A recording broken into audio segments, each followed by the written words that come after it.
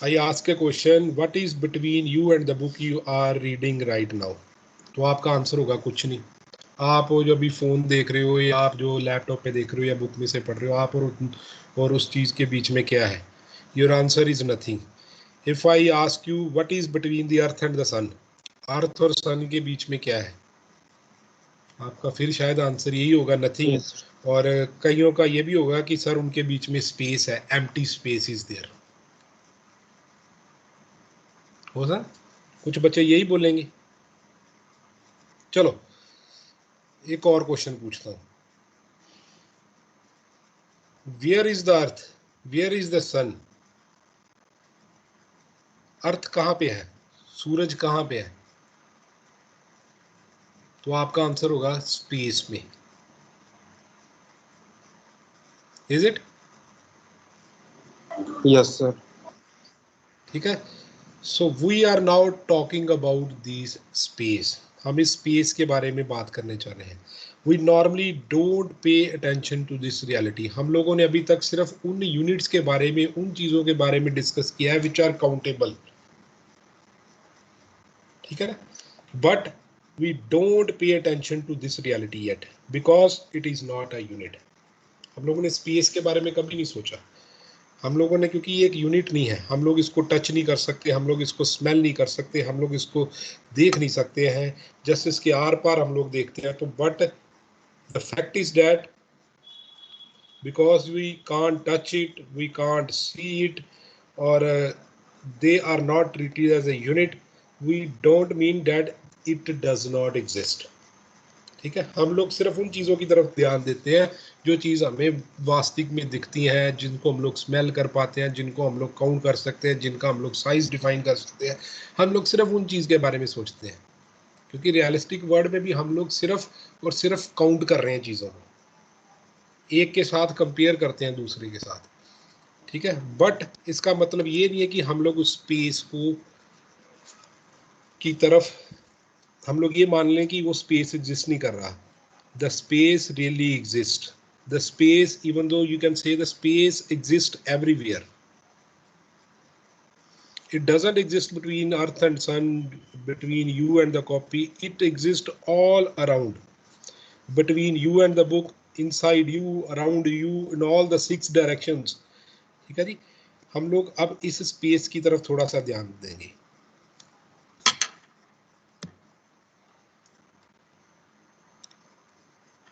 समझ आया स्पेस किसे कहते हैं हम लोग? Nothing. Yes, sir.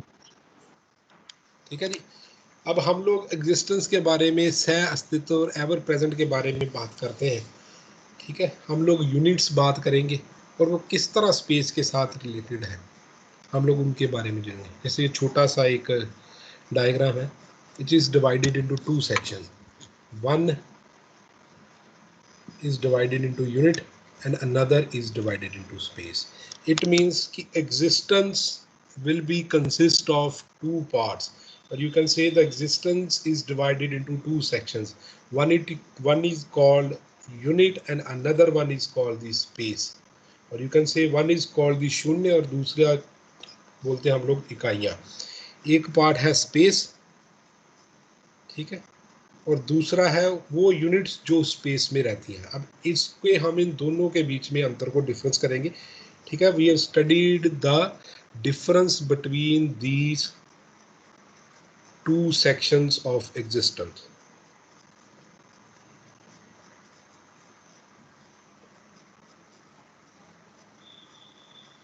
The units means की जो एग्जिस्टेंस है वो 2 चीज़ों के साथ बनी है, यूनिट्स या स्पेस प्लस यूनिट। ठीक है, the units exist in space. ठीक है, अगर हम लोग इसको इस तरह भी पढ़ सकते हैं कि there are 2 kind of realities in existence, these are space and units. तो सबसे पहले हमारे पास आता है कि यूनिट क्या चीज़ है।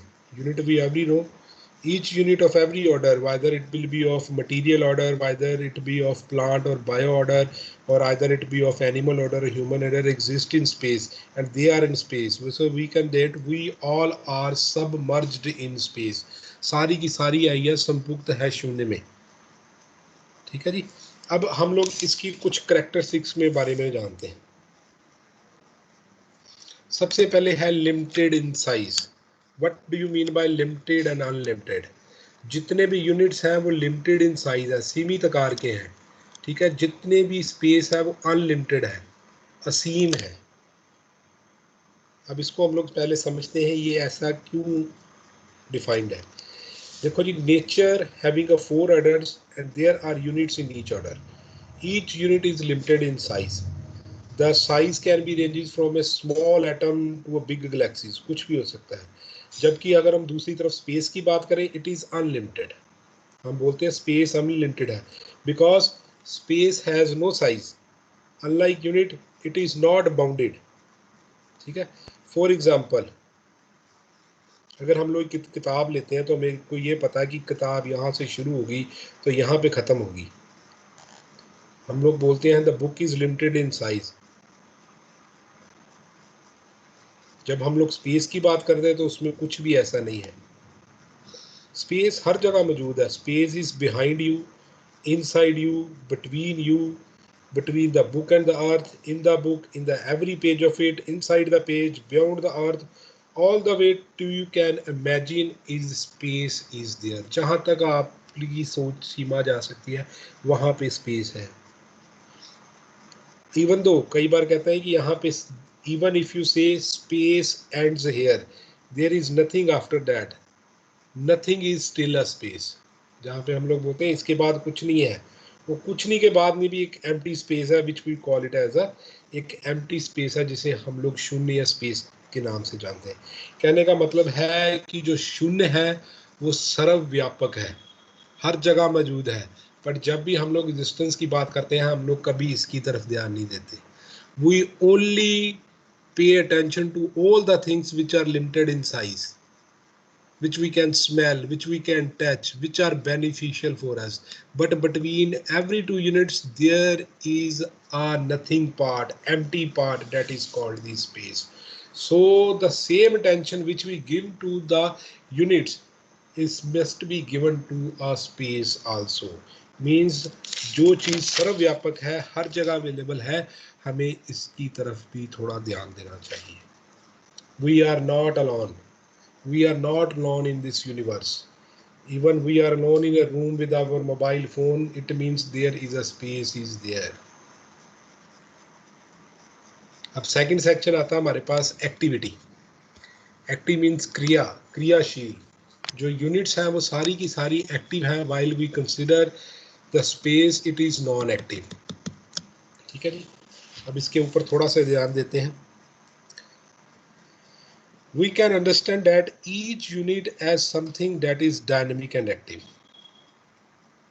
कि हर एक जो यूनिट है वो डायनेमिक है और एक्टिव है। B it will be is physical activity, चाहे वो कोई उसकी फिजिकल एक्टिविटी की हम लोग बात करें, चाहे उसकी फिजिको केमिकल एक्टिविटी की बात करें, चाहे किसी सेंटिनेंट की एक्टिविटी की बात करें। ईच यूनिट और एंटिटी जो हम लोगों ने 4 ऑर्डर पढ़े थे वो सारी की सारी एक्टिव होती हैं। चाहे आप मटेरियल में ले लो, चाहे आप प्लांट कल्चर में ले लो, चाहे एनिमल ऑर्डर में ले लो, चाहे ह्यूमन ऑर्डर में ले लो, जितनी भी सारी यूनिट्स हैं दे आर एक्टिव। ठीक है, जैसे कंपोजिशन थी, डीकम्पोजिशन है, सिलेक्शन है, टेस्ट है, these are all activities. For example you can yourself see that thinking is an activity you do. Currently आप लोग मैं जोड़ रहे हो उसकी तरफ सोच रहे हो तो ये भी एक एक्टिविटी है। बट अगर हम लोग स्पेस की बात करते हैं, space on the other hand have no activity, only units are active. When something is active or has activity, we call it a unit. There is an empty space between you and the other thing what you are looking about. It doesn't have an activity.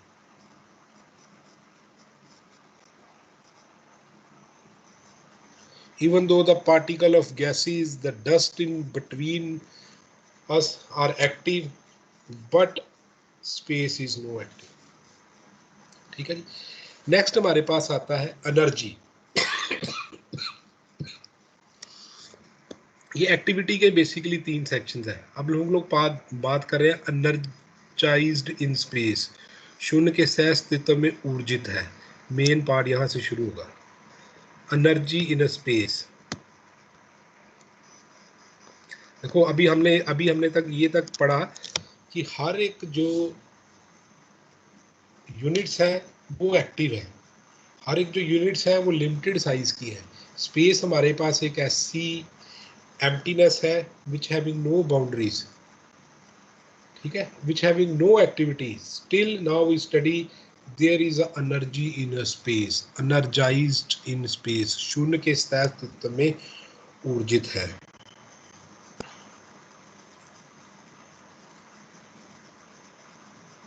So when we normally consider an energy today, मैं किसी energy की बात करता हूँ, जैसे transfer of energy from one form to another form. ठीक है, हम लोग एक फॉर्म ऑफ एनर्जी को दूसरे फॉर्म की एनर्जी में ट्रांसफर कर सकते हैं. फॉर एग्जांपल मैंने एक पानी लिया, प्रेशर कुकर में स्टोव के ऊपर रख दिया. तो होता क्या है, जब हम लोग स्टोव को चलाते हैं, जब हम गैस को चलाते हैं, तो हीट एनर्जी जो फ्लेम से मिलती है वो वाटर के बीच में ट्रांसफर हो जाती है. वो हीट एनर्जी वाटर के अंदर आ जाती है और वाटर से क्या होता है, वो जो वाटर से जो हीट एनर्जी है वो वेपोरेशन के माध्यम से ऊपर निकलनी शुरू हो जाती है. It starts to evaporate, water starts to boil and you will see the steam. You put a water in a vessel and put it into a stove. When you burn the stove, you see the energy of the flame will be transferred into the water, and that energy will let to boil the water, and that boil will generate a steam. So energy kahan thi? That is in the flame. Flame generated after burning of a certain fuel. But हमारा जो basically topic यहाँ पे ये है, that is what about the water before we put into on the stove? Was it energized? And what was about the stove before we lit it? उसको जलाने से पहले स्टोव क्या था? पानी उबलने से पहले क्या उसमें कोई एनर्जी थी? नॉर्मली हम लोग थिंक करेंगे कि no, there is nothing like that, but it was not. But the fact is, anything that is a unit has activity. Anything has activity is energized. What is a water? Water is a unit. हम लोगों ने खुद बोला कि उसमें हमेशा कुछ ना कुछ एक्टिव होता रहता है. If you see the structure of a water in a microscope, you see the small molecules start vibrating from one to another direction. There will be a certain atoms there. There are certain molecules और हर एक active है. It means that water has certain energy. पर हम लोगों ने उसको energy तब देखी जब हीट फ्लेम से हीट की एनर्जी उस पानी में आई, उस पानी ने उसको बॉयल अप किया and that boil gives a steam. फिर हमें लगा कि उसकी एनर्जी है. But initially there is energy in a water because water has a activity. All the particles in the water and the metal stove are very active and energized. On the other hand, is not a unit, it has no activity.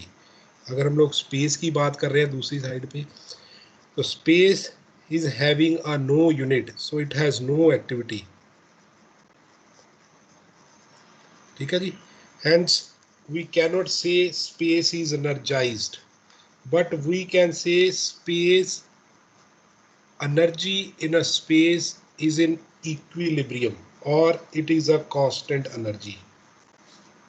All the units are energized in space.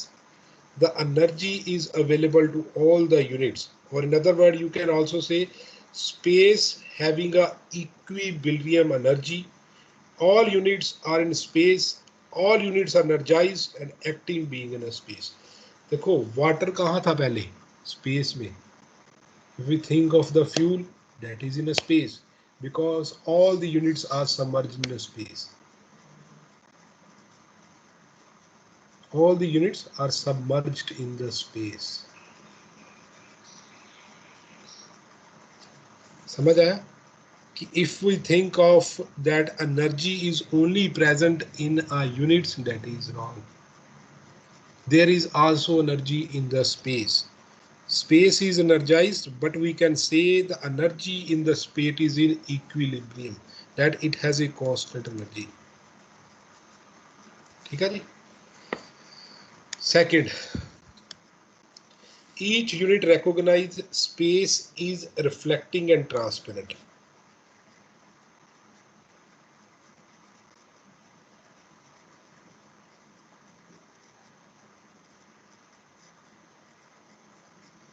ठीक है.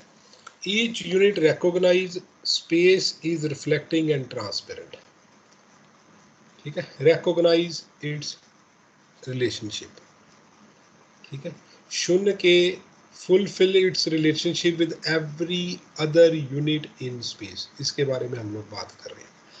So हम लोग एक example लेते हैं कि जैसे ही मैंने पानी को मिट्टी के ऊपर डाला तो थोड़ी देर बाद में मैं क्या देखता हूँ कि वो सारा का सारा पानी मिट्टी है जो वो सोख लेती है. ठीक है. All the water being soaked by the soil.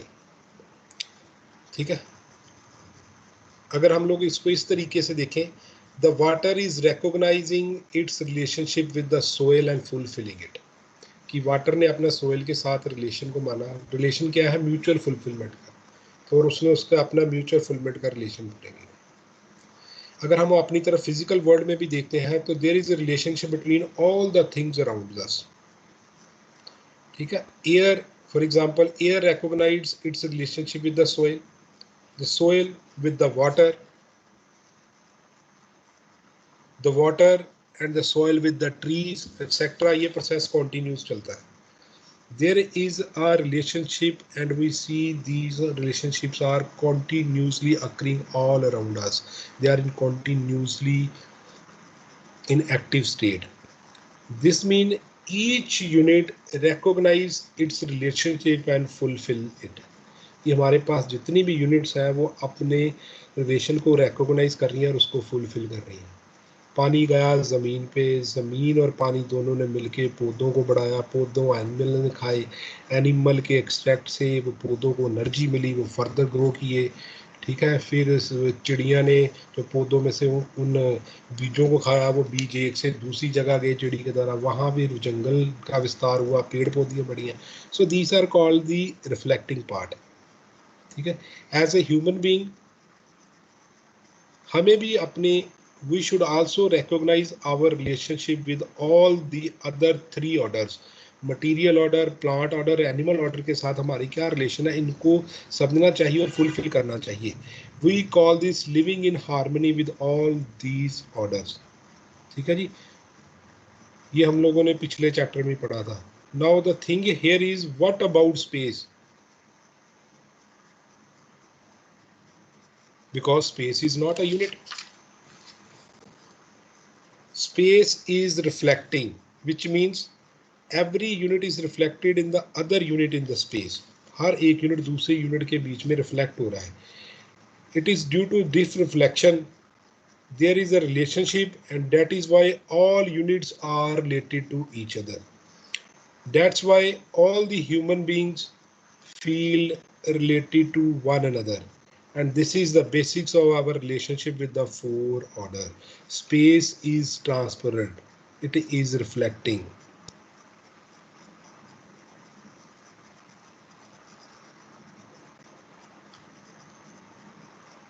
समझ आई कि why we called a space a reflecting and a transparent section? Because जितनी भी यूनिट्स हम लोग बात कर रहे हैं, हम लोग उनके आपस में रिलेशन को तो बात कर रहे हैं, पर ये सारे के सारे यूनिट्स जो कहाँ मौजूद है, स्पेस में.